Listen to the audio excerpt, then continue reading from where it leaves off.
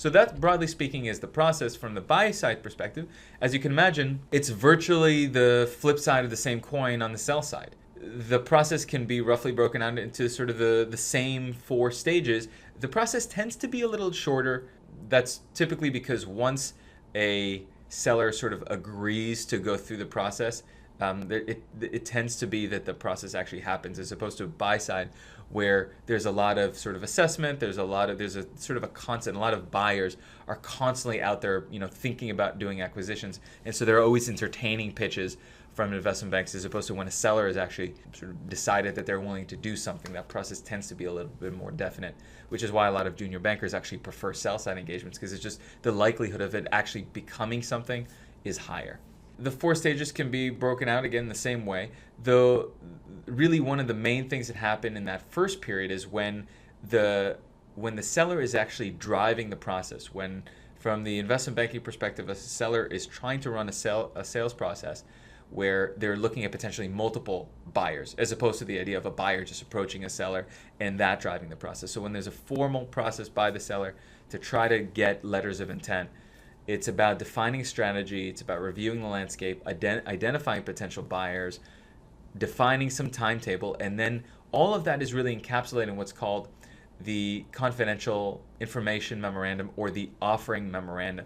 And this represents a ton of initial work for the junior banker. In fact, let's take a look at that offering memorandum, or an example of that.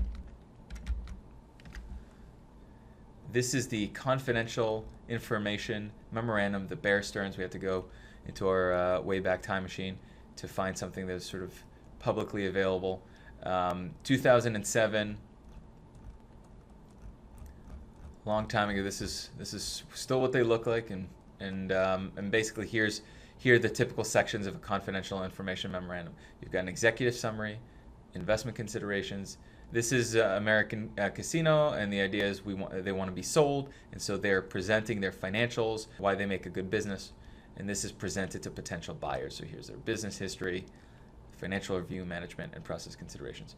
Probably the most important section for folks that are thinking about buying American Casino is the financial review, to understand exactly what this company looks like. This is especially revealing for private companies where you didn't know anything about their performance. You had no idea what their EBITDA was or what their revenue was. This is the first time you get a sneak peek into the company's actual financials. And that becomes a very interesting, sort of a sensitive part of the process, because especially private companies, but public companies as well, that don't necessarily want share everything in their public financials, are very reticent to sign a non-disclosure agreement for potential buyers, knowing that those potential buyers may just be trying to gather some competitive intelligence. They may be competitors, they may be suppliers that are just trying to understand what this company looks like. And so this process is a little bit delicate, and that's why the information is sort of provided in a progressive way. You start with just giving the broad list of buyers a little bit of financial information, and then you sort of broaden it as you narrow down the buyer list, and the buyers are expressing more and more significant interest. You then provide more and more information. So it's not like all the information comes in one fell swoop. It's a bit of a dance. So let's look at this confidential, and I've included the entire document for you guys. Here's the executive summary. Talks about the business, its business segments, and then the summary financial information, for which is a lot more detailed information in subsequent sections. This is a 54-page document, so all this information has to be compiled. This is usually either done in a PowerPoint presentation, in PowerPoint, or in Word by the junior bankers. And again, I won't spend too much time here. You guys can take a look and sort of just see that this is very much like a pitch book, actually, but the idea is to present a company for the purposes of getting bids from buyers. As potential buyers are getting offering memoranda, this OM is going around, and really the way that those buyers are contacted is a process of either the seller defining who are potential acquirers, because they've perhaps have had conversations over several years with those that have been interested and or have seen some interest. And a lot of times investment bankers are one of the value added services is to try to find potential buyers. So that means connecting with potential private equity firms that may want to make an investment, and even strategics that may be interested in making acquisitions that maybe the seller hasn't really spoken with. And so contacting those folks to try to gauge interest. Of course, once there's some level of interest, non-disclosure agreements are exchanged and more financial information is distributed. And part of the grunt work for a junior banker working on a sell side is running the data room.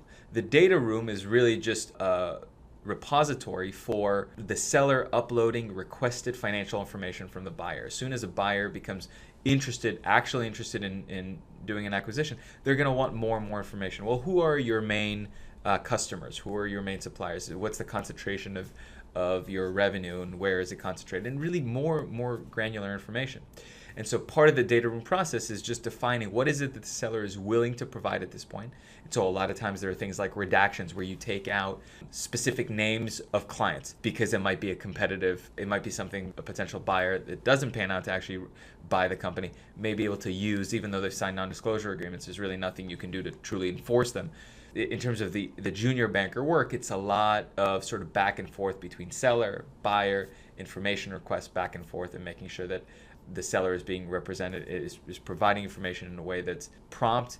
And this is very grueling, tends to be fairly grueling and sort of rote type work. The next period is about meeting with buyers, and this is really about continuing a negotiation. Again, flip side of the buy side process, continuing the negotiation, answering follow-up questions, and hopefully receiving letters of intent from several buyers. The last phase, again, is negotiating final terms. Once you've found or settled on a buyer, you finalize the due diligence that you've been going through, this whole data room stuff, all the things that are happening that the buyer is doing, the diligence, it's all happening sort of throughout these 4 phases. And by the period 4, once the final terms are negotiated, presumably the due diligence is done, definitive agreement is closed, all the legal, tax, and accounting documents are sort of being completed, and the deal closes.